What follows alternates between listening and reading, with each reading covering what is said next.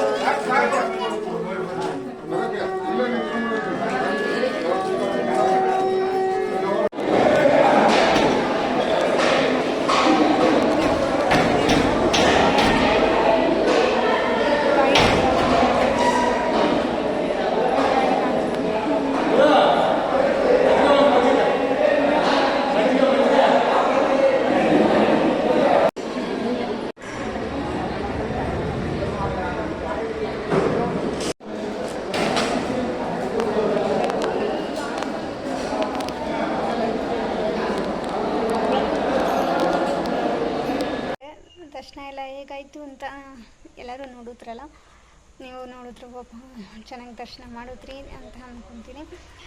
ನಾನು 2 ವಿಚಾರ ಹೇಳೋಕ್ಕೆ ಇಷ್ಟಪಡ್ತೀನಿ. ಒಂದು, ಅಲ್ಲಿ ದೇವರ ಟೆಂಪಲ್ ಒಳಗಡೆ ವೀಡಿಯೋ ಮಾಡೋಕ್ಕೆ ಬಿಡ್ತಾರೋ ಇಲ್ವೋ, ತಾಯಿ ಶೂಟ್ ಮಾಡ್ಬೋದಾ ಇಲ್ವೋ ಅಂತ ಅನ್ಕೋತಾ ಇದ್ದೆ. ಹೋಪ್ಫುಲಿ ಎಲ್ಲರೂ ಮಾಡ್ತಾಯಿದ್ರು, 1-2-3. ನಾನು ಹಾಗೆ ಮಾಡಿದೆ.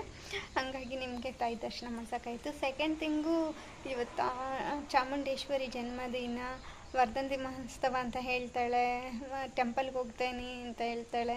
ಆಮೇಲೆ ಅಲ್ಲಿ ಗೋಪುರದಲ್ಲಿ ಬಂದುಬಿಟ್ಟು ಗೋಪುರದ ಮೇಲೆ ದುಗ್ಲ ಮಾಡ್ತೀವಿ ಅಂತ ಹೇಳ್ಬಿಟ್ಟು ದೇವ್ರ ಹೆಸರೇ ಮೆನ್ಷನ್ ಮಾಡಿದ್ದಾರೆ.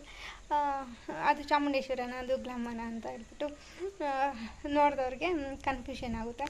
ಹಂಗಾಗಿ ಗೊತ್ತಿಲ್ಲದವ್ರಿಗೆ ಒಂದು ವಿಚಾರದ ಹೇಳೋಣ ಅಂತ ಅಂದ್ಕೊಂಡೆ. ನೆನಪು ಬಂತು ಅಲ್ಲೇ. ಮೈಕ್ ತೊಗೊಂಡೋಗಿಲ್ದಿದ್ದ ಕಾರಣ ನಾನು ಅದನ್ನೇ ಅಲ್ಲೇ ಹೇಳೋಕ್ಕಾಗಲಿಲ್ಲ. ಹಾಗಾಗಿ ಮನೆಗೆ ಬಂದು ಹೇಳ್ತಾಯಿದ್ದೀನಿ. ಅದು ನಾವು ದುಗ್ಲಮ್ಮ ಅಂತಲೂ ಕರಿತೀವಿ, ಆಮೇಲೆ ಚಾಮುಂಡೇಶ್ವರಿ ಅಂತಲೂ ಕರಿತೀವಿ, ಅಥವಾ ಚಾಮುಂಡಿ ತಾಯಿ ಅಂತಲೂ ಕರಿತೀವಿ. ಹಾಗಾಗಿ ಅಲ್ಲಿ ದುಗ್ಲಮ್ಮ ಅಂತಲೇ ನಾವು ಜಾಸ್ತಿ ಕರೆಯೋದು ಗ್ರಾಮ ದೇವ್ರನ್ನ. ಹಾಗಾಗಿ ಅಲ್ಲಿ ದುಗ್ಲಮ್ಮ ಅಂತ ಇತ್ತಷ್ಟೆ. ಸೊ ಒಬ್ಬಳೇ ಹೋಗಬೇಕಾಯ್ತು, ಒಬ್ಬಳೇ ಹೋಗ್ಬೇಕಾಯ್ತು. ಆದರೂ ದರ್ಶನ ಎಲ್ಲ ಚೆನ್ನಾಗಾಯಿತು. ಆಮೇಲೆ ಕ್ಯೂ ನೋಡಿಬಿಟ್ಟು ನಾನು ಹೆದ್ರುಕೊಂಡಿದ್ದೆ, ದರ್ಶನ ಹೆಂಗಾಗುತ್ತೋ ಏನೋ, ಎಷ್ಟೊತ್ತಾಗುತ್ತೋ ಅಂತ. ಬೇಗನೆ ಆಯಿತು, 1 ಅವರ್ಗೆಲ್ಲ ದರ್ಶನ ಆಯಿತು ನನಗೆ. ಎಲ್ಲರೂ ತಾಯಿ ದರ್ಶನ ಚೆನ್ನಾಗಿ ಮಾಡಿದ್ದೀರಾ ಅಂದ್ಕೊಂಡೆ. ಲೈಕ್ ಮಾಡಿ, ಶೇರ್ ಮಾಡಿ, ಕಮೆಂಟ್ ಮಾಡಿ, ಸಬ್ಸ್ಕ್ರೈಬ್ ಮಾಡಿ.